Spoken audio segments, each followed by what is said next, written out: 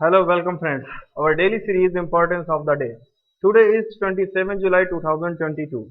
As you know, this series is important for UPSC, UPSSC, UPPCS and SSC banking, defense and teaching exams also. So let's begin. Our first history event is happened in 1889. क्या हुआ था 1889 में?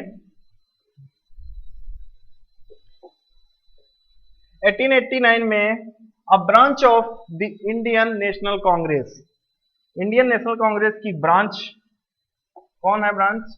The British India committee was established under the leadership of दादा भाई नौरोजी। तो एक शाखा थी इंडियन नेशनल कांग्रेस की जिसे हम लोग आईएनसी भी बोलते हैं। कौन सी शाखा थी? The British Indian India committee, the British India committee. तो इसका गठन हुआ था, किसकी लीडरशिप में हुआ था? तो दादा भाई नौरोजी। ठीक है, ये हैं दादा भाई नौरोजी। तो इनकी लीडरशिप में द ब्रिटिश इंडिया कमिटी का गठन हुआ था। क्या है इनसे related fact? To raise awareness of Indian issues to the public in Britain.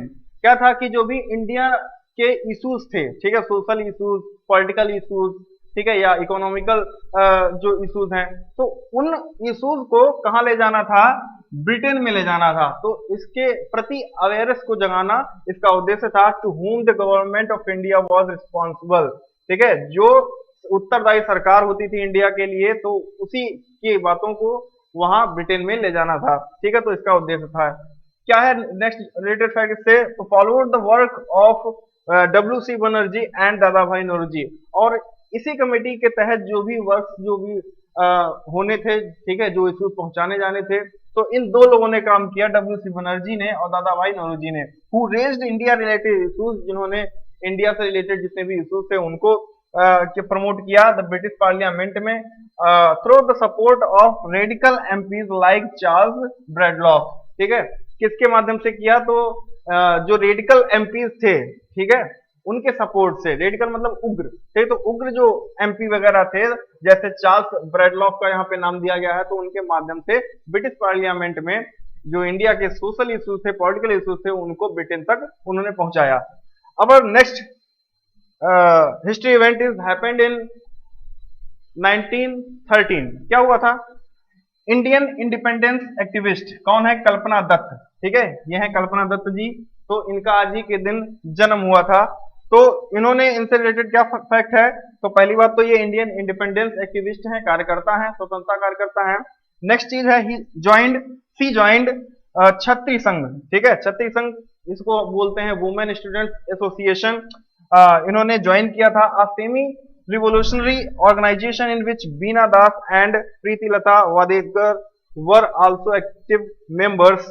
तो इसमें कौन कौन से शामिल थे? तो सेमी रिवोल्यूशनरी शामिल थे, ऑर्गेनाइजेशन शामिल थे, इन विच कौन? बीना दास थे, ठीक है, और कौन थे? तो वादेदार थे। ठीक है, वर आल्सो एक्टिव मेंबर्स, तो एक्टिव मेंबर्स जो है वो शामिल थे। इनकी ऑटोबायोग्राफी जो है वो कौन है? तो चित्तगांव आर्मरी रेडर्स, ठीक है, रेमिसेंस, पब्लिश कब हुई? तो 1945 में पब्लिश हुई थी। ठीक, तो ये ऑटोबायोग्राफी इनकी है। नेक्स्ट जो इवेंट है हमारा happened in 1983। Indian discuss thrower, Indian discuss thrower क्या नाम है? सीमा पुनिया। इनका आज ही के दिन जन्म हुआ था। ठीक है, हर gold medal win at the world junior championship इन 2000। तो 2000 में इन्होंने वर्ल्ड जूनियर चैंपियनशिप में जीता हुआ था। ठीक है, कब कहाँ जीता हुआ था? सेंटियागो में जीता हुआ था। और अर्ड हर ठीक निक नेम, तो उन्होंने एक निक नेम की उपाधि भी पाई थी जिसका नाम था मिलेनियम चाइल्ड। ठीक है, ध्यान रखिएगा, मिलेनियम चाइल्ड उपाधि से ये सम्मानित की गई थी, नाम इनका रख दिया गया था। और ये हैं आपकी सीमा पुनिया। और ये देख सकते हैं, ये जो गेम खेल रही है इसी को बोलते हैं डिस्कस थ्रोअर। ठीक है, ये गोला फेंक जो होता है ना, तो उसी को बोलते हैं हम लोग। नेक्स्ट जो है one of bronze medal in 2002। तो 2002 में ये ब्रॉन्ज मेडल भी जीतती हैं। और सिल्वर मेडल कब जीतती हैं? तो 2006 में जीतती हैं, कॉमनवेल्थ गेम्स में ही। And honoured with the Bhim award, और इन्हें भीम अवार्ड से भी सम्मानित किया जाता है by the Haryana state government in 2006। तो 2006 में हरियाणा गवर्नमेंट के द्वारा इन्हें भीम अवार्ड भी दिया जाता है। नेक्स्ट जो हमारा इवेंट है वो है happened in 2007, Indian and US policy maker, जो इंडिया के पॉलिसी मेकर्स थे, यूएस के पॉलिसी मेकर्स थे, उन्होंने एक एग्रीमेंट किया किस पर, सिविल न्यूक्लियर कॉर्पोरेशन पर, मतलब असैन्य परमाणु सहभागिता, ठीक है, कॉर्पोरेशन पर क्या किया, हस्ताक्षर किया, एग्रीमेंट किया। क्या है, इन 2006 the hide act was signed by president Bush. तो 2006 में क्या हुआ, हाइड एक्ट जो है वो साइन किया गया था, किसके द्वारा, प्रेसिडेंट जो बुश हैं, ठीक है, इनके द्वारा साइन किया गया था, which is considered as a big step in the direction of reintegration India, जो कि इंडिया को दोबारा रीइंटीग्रेट करता था, जोड़ता था, ठीक है, इसके दिशा में बहुत बड़ा एक कदम था। India with the global nuclear market, किसके साथ, ग्लोबल न्यूक्लियर मार्केट के साथ पूरी दुनिया को, इंडिया को, कंट्री को जोड़ता था, ठीक है।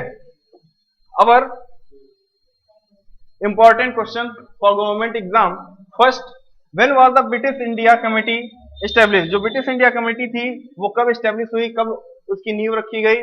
सेकंड क्वेश्चन है, whose biography Chittagong armoury raiders reminiscences, तो ये जो है बायोग्राफी किसकी है, ये आपको बताना है। नेक्स्ट है, सीमा पुनिया जो है वो किस खेल से संबंधित है, associated, which Indian sports person has been given the title millennium child, तो मिलेनियम चाइल्ड की उपाधि से किसको सम्मानित किया जाता है, किया गया है, तो ये आपको बताना है।